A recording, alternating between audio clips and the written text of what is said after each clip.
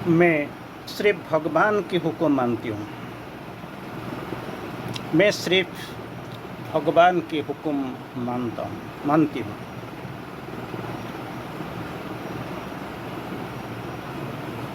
ये माँ जी के स्वीकारोक्ति माँ जी बोलते हैं। मैं कौन हूँ, मेरा आने का मकसद क्या है। कोई भी किसी को किसी प्रकार से, किसी नाम से, किसी देश की नागरिक की भ्रांति, हम भी माँ को ऐसे ही जान लेते हैं, पहचान लेते हैं। इसका जो फिजिकल बर्थ, अपना जन्म की जो तारीख होता है 21 फरवरी 1878 टिल 1973 1973 इसी तक का हमको ये मालूम है। हमने इसको कैलकुलेशन कर लिया, लेकिन हमारा अभी तो विडम्बना वही है, क्योंकि हम माँ जी को सही तरह पहचान नहीं सकते। बार बार कोई जाता है, कोई साधक जाता है, कोई एक आता है, माँ जी हम अपना बायोग्राफी लिखना चाहते हैं। लिखो, माँ जी तो माँ जी हैं। अपार प्रेम के परम अवतार हैं। माँ किसी से कुछ मना नहीं करते हैं, किसी का दिल दुखाते नहीं। जो भी मांगते हैं इसको मिल जाता है, क्योंकि माँ तो है। जो बाहर से दिखाई पड़ता है, इसी को थोड़ा थोड़ा जानते हुए हम इसको कुछ लिख देते हैं और वही हमको कंक्लूजन ले लेते हैं कि माँ वही है, वही किया, उससे पढ़ाई किया, ऑकल्टिज्म सीखा, समुद्र में इससे जाता किया, ऐसे कोई आर्ट फाट कुछ कर रहे थे, अंकन कुछ कर रहे थे, और पौंडीचेरिया के माँ प्रभु जी के साथ कुछ दर्शन हो गया। फिर चले गए विश्व युद्ध के कारण, और फिर टोक्यो की कहानी है, जापान, फिर वापस आ जाते हैं, पौंडीचेरी में सेटल कर देते हैं। वही है गतानुगत धारावाहिक जीवन, जिसको आप जानते हैं। मैं नहीं, इस सारे को इतना ही मालूम है। लेकिन सही तरह पहचानने के लिए आपको चैत्य की दृष्टि में देखना पड़ेगा। ऑर्डिनरी सर्कमस्टेंस में आपको दिखाई नहीं पड़ेगा। नहीं तो कुछ जो श्री अरविंदो जी बोल रहे, अगर आप सावित्री का निरंतर अध्ययन किया हुआ, तो सावित्री का अंदर थोड़ा गंभीर प्रवेश हुआ, तो शायद आपको पता चल जाएगा वो माँ कौन है। इधर जो मैं बोलना चाहता हूँ, जो मैं नहीं बोलता हूँ, माँ जी जो बोलते हैं आउटवर्डली, क्या बोलते हैं, मैं किसी स्वामी, किसी मालिक, किसी कानून, किसी सामाजिक प्रथा और हुक्म को नहीं मानती। I don't accept, I don't obey. क्या क्या नहीं मानता हूँ? 4 चीज़। पहले, किसी स्वामी को नहीं मानती, किसी मालिक को, ऑनर को नहीं मानती, किसी कानून को, रूल रेगुलेशन नहीं मानती, किसी सामाजिक प्रथा, सोशल कस्टम्स, वो नहीं मानती, किसी हुक्म को भी अगर कुछ ऑर्डर आ जाए, मैं इसको नहीं मानती हूँ। तो क्या करते हो? तो यू आर बियॉन्ड ऑल। इस सारे का सब का ऊपर है आप। नहीं तो आप मानते नहीं। क्या है इसका मतलब? क्या होता है? सिर्फ भगवान का हुक्म मानते हूँ। जो मुझे जो हुक्म आती है भगवान की तरफ से, मेरा अंदर से और ऊपर से जो हुक्म भगवान से मेरा पास प्रेरित होता है, मैं इसको मानती हूँ। तो मान लेना, सोच लेना, इसका जो बर्थ और डेथ और जो फिजिकली जो वर्णन हुआ है, जो दिखाई पड़ता है, माँ इसी का अंदर सीमित है क्या? माँ जी बोलते हैं, I am French by birth but Indian by choice. मैंने कुछ में जन्म लिया है, कि जन्म लेने का भी कुछ पीछे कुछ तो सत्यता कुछ अलग है। प्रभु ईस्ट में जन्म लेते हैं और पढ़ाई के लिए 14 साल के राम के वनवास देते चले जाते हैं इंग्लैंड, मैनचेस्टर, कैम्ब्रिज।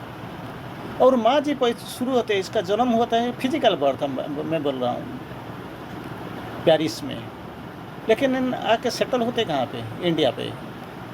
ईस्ट में पैदा होकर जन्म लेकर प्रभु जाते हैं वेस्ट को, और माँ जी वेस्ट में फ्रांस, प्राचुर्यपूर्ण नगरी, इसमें पैदा हो जन्म लेके पांडिचेरी को आता है, पेरिस टू पांडिचेरी। जस्ट मान लीजिए, सोच लीजिए क्या होगा, ये किसका पीछे रहस्य क्या है। तो माँ जी बोलते हैं I am French by birth, मैं I am a French by birth. जो माँ जी जो बोलते हैं,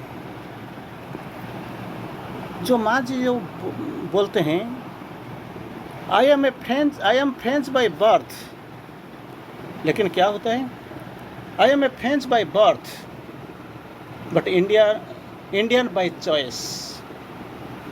तो मैं मान लेना ईस्ट और वेस्ट का कैसे अजब सा कॉम्बिनेशन होता है, अजब सा मिलन होता है।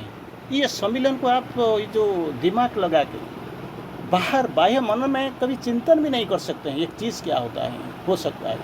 और माँ जी यहाँ से जो बोलते हैं मैं कानून नहीं मानता हूँ, स्वामी नहीं मानती हूँ, और मैं मालिक को नहीं मानती हूँ, कानून नहीं मानती हूँ, सामाजिक प्रथा को नहीं मानती हूँ, हुक्म नहीं मानती हूँ। इसका मतलब वो क्या है? बिकॉज आप जानते हैं किसी देश के अगर होंगे तो ये सारे को मानना पड़ेगा। किसी संप्रदाय में रहते हो, किसी घर में रहते हो, कुछ करते हो तो आपको ज़रूर मानना ही पड़ेगा।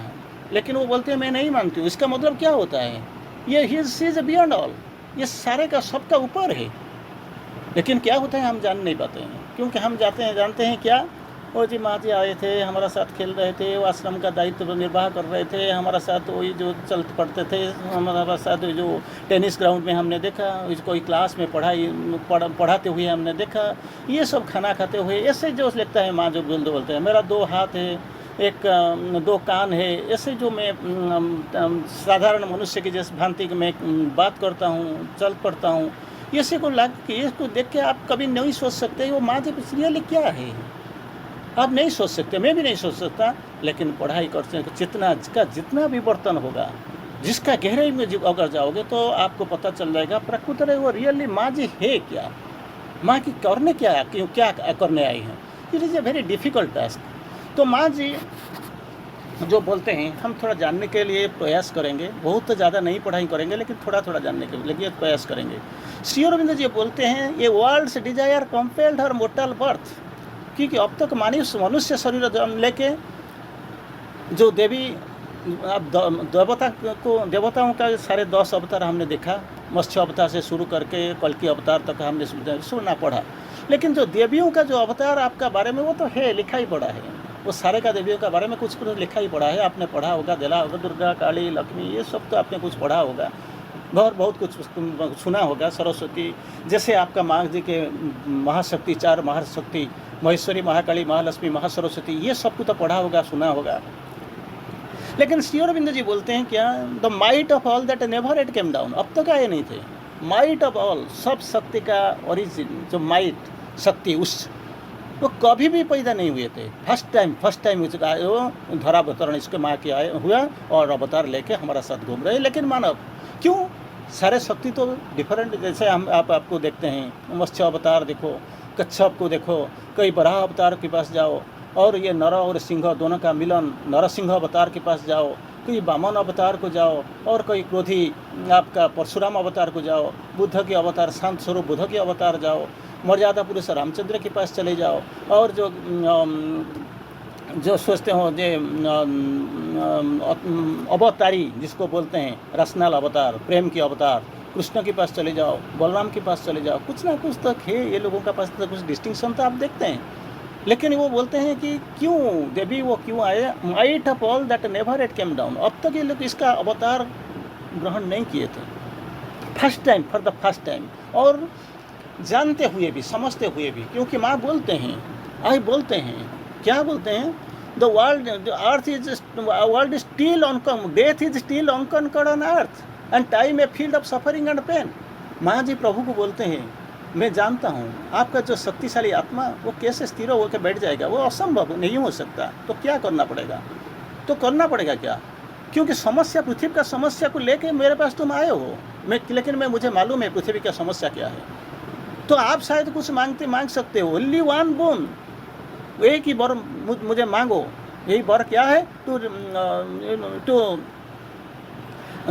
इंक्रीज द सोल, आत्मा का कैसे परिव्यक्ति होगा, टू रेज द काइंड, ये सारे मानव समाज के बारे में तुम बोलने आए हो, ये लोगों का कैसे कुशल मंगल होगा, इसी के लिए मांगो। और कोई दूसरे मांगने के लिए आए हो नहीं आए हो।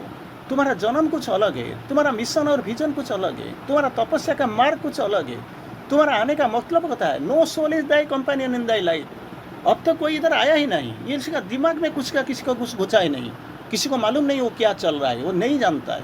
लेकिन no soul thy companion is thy in that light. अगर हम आपको तुलनात्मक दृष्टि में देखेंगे तो कोई भी सत्ता आज तक सृष्टि हुए हैं, लाखों करोड़ों जो सोल, जो साइकिक भी चैत्य सत्ता को मैं देख के आया हूँ, वो no soul is thy companion. आपकी तरफ कोई हो नहीं सकता, आपके साथ के कोई पहुँच नहीं सकता। तो जो भी सिद्धि हुए आप ले जाओ, बैठ जाओ। लेकिन प्रभु जी बोलते हैं इसके लिए मैं थोड़ी आया हूँ। अरे मैं तो नित्य मुक्त माता आत्मा हूँ माँ जी, मुझे ये क्या चाहिए, मैं नहीं चाहता हूँ। ये जो ये समाज है, ये पतित थे, अवहेलित थे, स्खलित थे, दलित थे, अवहेलित थे, और इसी को देख के मैं कैसे आराम से ये जो अपना सकेत गोलेक वैकुंठ स्वर्ग इसमें कैसे बैठ सकता हूँ। ये लोगों का निराकरण के लिए, ये लोगों को मुक्ति दिलाने के लिए मैं इधर आया हूँ। तो क्या करना है, मुझे क्या करना है। और माँ जी मैं बहुत कुछ देख चुका हूँ। मैं भी साधारण कोई सत्ता नहीं, जो जैसे आप देखते हो 1872 टू 1950 1950 तक, इसी के ये अवधि में मैं सीमित नहीं हूँ। लेकिन बहुत कुछ देखा हूँ, बहुत कुछ पढ़ा हूँ, मैं सब कुछ देखा हूँ, बहुत कुछ लिख के जा गया हूँ। लेकिन मुझे ये लगता है आपको देख के बाद मुझे ये प्रतीत होता है, मैं ज़रूर जान पाता हूँ आप कौन है। I who have seen behind the cosmic mask. ये दुनिया ऐसे ही नहीं है, this is a cosmic mask. Mask के अंदर अगर मैं खोल पड़ता कोई देखे ही नहीं, देख नहीं पाता है, लेकिन मैं देख लेता हूँ, समझ नहीं पाता हूँ। क्या I who have seen behind the cosmic mask, क्या देखता हूँ, glory and beauty of thy face. दो चीज़ में देखता हूँ, ग्लोरी एंड ब्यूटी, आपका सौंदर्य, आपका चमत्कारिता, महानीयता, मैं दोनों को देख पाता हूँ। माँ जी कब तक ये धरती कब तक रोता रहेगा, कब तक ऐसे पढ़ता रहेगा, गिरता रहेगा, रोता रहेगा, इसका कोई क्या समाधान नहीं है। और मैं जानता हूँ माँ आपका पास समाधान है। तो माँ जी बोलते हैं, o strong foreigner I have heard thy cry. प्रभु मान लीजिए अगर फिजिकली आप देखेंगे तो 14 साल का जो वनवास हुआ था कैम्ब्रिज, लंदन और मैनचेस्टर में, खाना पीना और रहना आप तो जानते हो। आईसीएस को डेलिबरेटली छोड़ दिए और इसका नौकरी क्या था आपको जानते हैं कि बड़ौदा गायकवाड़ के अंडर कुछ काम कर रहे थे। इसके बाद वो कॉलेज में भी प्रिंसिपल की तक वो जो पढ़ाई भी कर रहे थे। इसकी ये लाइफ भी आपने मालूम होगा। तो नेशनलिस्ट मूवमेंट जो स्वाधीन संग्राम, इसी का बारे में तो आप ज़रूर पढ़ा होगा। अलीपुर जेल का जो कहानी आपने सुना होगा, 9x6 ये रूम में बाथरूम, ये है तारा लाटिन, ये है आपका रेसिडेंस, ये सब कुछ एक ही रूम 9x6, इसी का अंदर सब चल रहा था। आपने सब जरूर सुना होगा, जरूर देखा होगा, ये कहानी तो आपको मालूम है। लेकिन माँ जी बोलते हैं, o strong foreigner I have heard thy cry. तुझे रोते हुए, रोदन करते हुए, चिल्लाते हुए मैंने देखा, मैंने सुना। तो इसका सुनते सुनते तो कुछ नहीं होगा, इसका कुछ समाधान तो जरूर आने चाहिए। क्या समाधान आने चाहिए? One shall descend and break the iron law. अब तक जो अवतार देखते हो, और अवतारिक भी किसी को जो देवी का जो अवतार देखे वो आते हैं, किसी को ख़त्म करके चले जाता है। रावण को मारने के लिए राम का जो अवतार लिए थे, रावण तो चला गया, लेकिन रावणत्व तो बड़ा हुआ है। कृष्ण तो कंस को हटा दिया, निपटा दिया। लेकिन क्या हुआ बाद में, क्या हुआ? कंस तो थोड़ी गया है। अभी भी देखो वही रावणत्व तो वहीं पड़ा है, कंस तो वही पड़ा है, लाखों उधर तो एक ही था। अभी देखो जहाँ भी देखो वहाँ से रावण ही रावण, कंस ही कंस। तो माँ मुझे क्या करना है? वन शैल डिसेंड, किसी कोई एक अवतार लेके आएगा नीचे, और डिसेंड मतलब ऊपर में है, वो इसको नीचे आना ही पड़ेगा, अवतरी आएंगे इसके, इसीलिए वो अवतार। मतलब ब्रेक द आयरन लॉ, जो लौह नियम है इसको तोड़ देंगे, वो उसको ख़त्म कर देंगे। लौह नियम क्या है? हमने मान लिया जब तक जात से ही ध्रुवं मृत्यु, एक बार जन्म पैदा हुआ तो मृत्यु अनिवार्य। शरीर है तो ये जो रोग व्याधि तो इसको तो आना ही है। अगर चल पड़े हो तो कहीं ना कहीं गिरना ही तो है। अभी अगर हंसते हो तो रोना ही है, इसको आयरन लॉ बोलते हैं। लेकिन इसको तोड़ देंगे, फेंक देंगे, ये रुकेगा ना। Break the iron law and change nature's doom, जो नियति का जो नियम जो अब तक बदला नहीं, जो एक बार चलता रहेगा, मृत्यु अनिवार्य। जंत्रणा तो होना ही है। एक बार तो ये एक शरीर में, ये पृथ्वी विश्व में हम रहते हैं, इसका मतलब हमको रोना ही पड़ेगा। इसको सारे को बदल देंगे, वो रहेंगे नहीं, इसको सारे को बदलना पड़ेगा और बदला देंगे। और इसी के लिए माँ जी का जो सृष्टि हुआ था, माँ जी अवतार लेके आए हुए हैं। तो माँ जी बोलते हैं क्या हुए, जो बोलते हैं mother was inwardly above the human even in childhood. आपने देखा हुआ होगा, जो छोटा सा एक स्टूल का अंदर बैठ के कुछ सोचते हैं, और माँ जी बोलते हैं क्या सारे दुनिया का दुख तुम्हारा सर पे लिया है क्या? माँ जी बोलते हैं हाँ मैं लिया हूँ। वही तो ठीक है, इसी को उदाहरण करने के लिए तो मैं आया हूँ। The mother was inwardly above the human. Inwardly, बाहर से कुछ आप देख नहीं पाएंगे, समझ नहीं पाएंगे, क्योंकि आप सेंस ऑर्गन, इंद्रियों बस में रहते हैं और इंद्रियों को लेके बचते हैं, चलते हैं, तो हम इसमें निकल नहीं पाते हैं। लेकिन inwardly above the human even in childhood. और श्री अरविंदो जी लिखते हैं the earth plasm quivered with illumining mind. माँ जब सृष्टि हुए थे, जब अवतार लेके आए थे, इसका जब धरावतरण हुआ था, in earth nature quivered with illumined mind. जो मन का जो विभिन्न डिफरेंट लेयर आपने देखा होगा, इल्यूमाइंड बीस का अंदर स्पिरिचुअल माइंड का, हायर माइंड के ऊपर इल्यूमाइंड आएंगे, जिसको आएगा ये जिस स्तर तक बुद्धदेव जो आपका अवतार, इसी का बुद्धदेव अब तक असेंड किए थे। लेकिन माँ जी जब आए थे, जो even in childhood at birth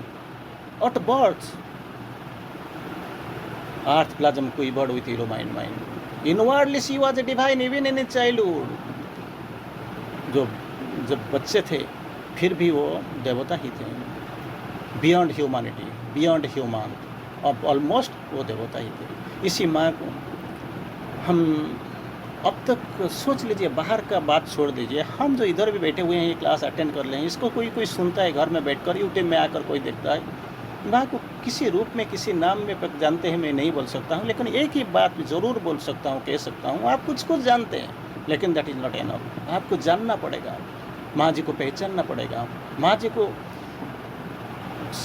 at least कुछ ना कुछ तो ये जो धरावतरण के लिए, अवतार के लिए, जो अपना infinity, eternity, immortality, enlightened light consciousness, force, इस सारे को छोड़ के इधर जो बिल्कुल विपरीत अंधेरा, अविद्या, मृत्यु, इसी का अंदर वो सीमितता, इसका अंदर माँ जी आए हुए हैं। एटलीस्ट हम कुछ दे नहीं सकते, कुछ कर नहीं सकते, समझ भी नहीं सकते हैं, इसी को क्या करें हमारा दिमाग में नहीं आता है। एटलीस्ट तो इतना ही कर सकते हैं, अपना गंभीर हृदय के गंभीर प्रदेश से एटलीस्ट तो कृतज्ञता ज्ञापन तो कर सकते हैं, इतना ही तो कर सकते हैं। Gratitude to the infinity mother, असीम कृतज्ञता। धन्यवाद।